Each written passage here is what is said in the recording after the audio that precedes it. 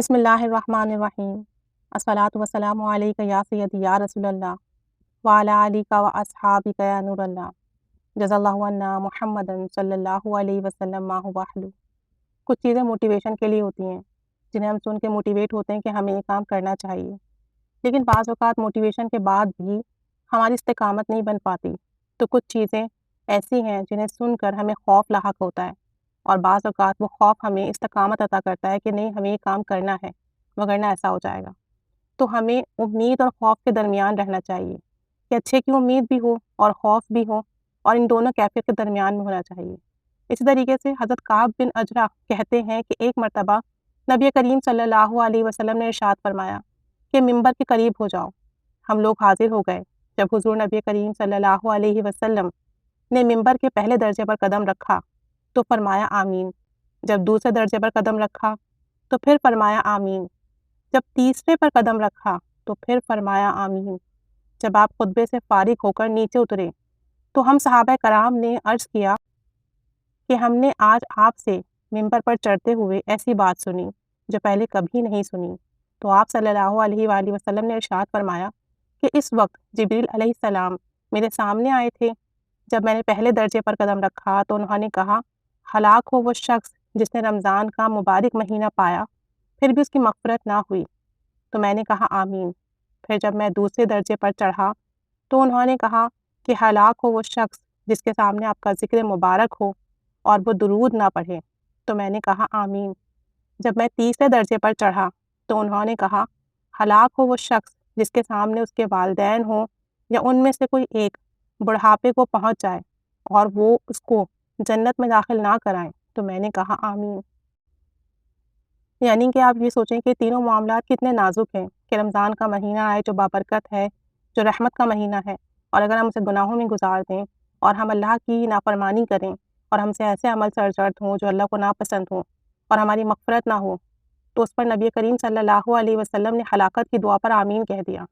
اس طریقے سے اگر نبی کریم صلی اللہ علیہ وسلم کا نام گرامی ہمارے سامنے آئے، ان کا ذکر مبارک آئے اور ہم درود پاک نہ پڑھیں اور نبی کریم صلی اللہ علیہ وآلہ وسلم کی ذات اقدس پر درود شریف نہ بھیجیں،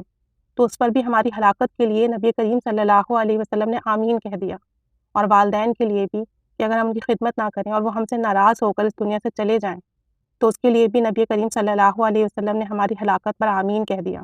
تو سوچیں پھر کیا ایسا شخص بچ سکتا ہے؟ یعنی آپ یہ دیکھیں کہ ان تینوں معاملات میں نبی کریم صلی اللہ علیہ وسلم نے ان بد دعاؤں پر آمین کہہ دیا۔ تو پھر سوچیں اگر ان تینوں میں سے بھی ہم کسی ایک جگہ کوتاہی کر جاتے ہیں تو ہماری تو ہلاکت یقینی ہو گئی۔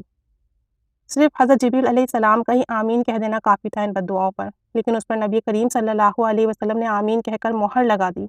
تو ہمیں ان برائیوں سے بچنے کی بہت بہت بہت زیادہ ضرورت ہے۔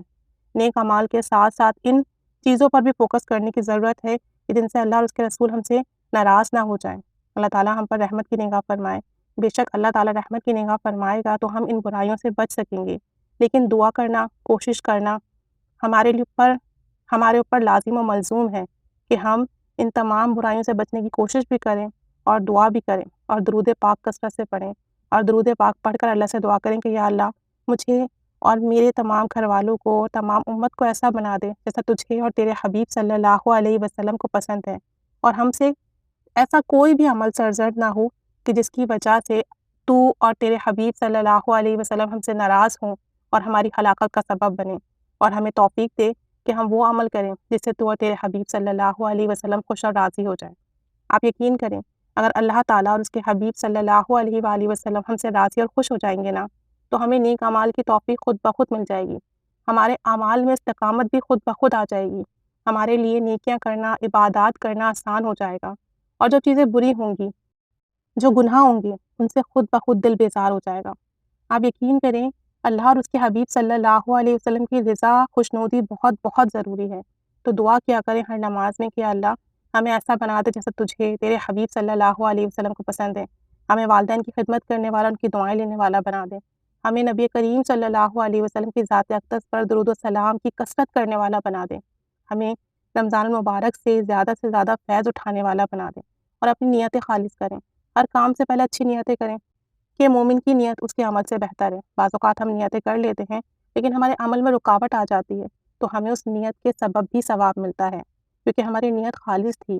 لیکن اگر ہماری نیت میں کسی قسم کی کھوٹ ہوگی تو پھر ہم اس ثواب سے محروم رہیں گے۔ پھر بھلے ہم عمل اچھا کر لیں، تو ہمیں اپنی نیتیں اچھی کرنی ہیں اور درود پاک کی کثرت کرنی ہے، اور درود پاک کی کثرت کے ساتھ ساتھ اللہ سے اپنے لیے خیر کی، خوشنودی کی، رضا کی، نیک عمل پر استقامت کی، توفیق کی دعائیں مانگنی ہیں، اور بہت مانگنی ہیں کہ دعا عبادت کا مغز ہے، عبادت بھی کریں، دعا بھی کریں، اللہ تعالیٰ اور اس کے حبیب ہم سے راضی ہوں۔ ہر پل ہمیں درود و سلام پڑھنے کی توفیق عطا ہو، درود و سلام سے ہمیشہ ہمیشہ کے لیے جڑ جائیں، ایسا کرم ہو جائے، درود پاک پڑھتے رہیں اور دوسروں کو بھی اس کی دعوت دیتے رہیں، اور اللہ اور اس کے حبیب صلی اللہ علیہ وسلم کی ناراضگی سے بچیں، اور جن چیزوں پر نبی کریم صلی اللہ علیہ وسلم نے جن بد دعاؤں پر آمین کہہ کر ہلاکت کی کنفرمیشن دے دی، ان سے بچنے کی پوری کوشش کریں۔ اللہ رحمت کی نگاہ فرمائے، ہمارا پڑھنا قبول فرمائے، ہم پر رحمت کی نگاہ فرمائے، آمین بجاہ النبی الآمین صلی اللہ علی محمد صلی اللہ علیہ وآلہ وسلم۔ اللہم صلی علی محمد کما تحب و ترضی عنہ۔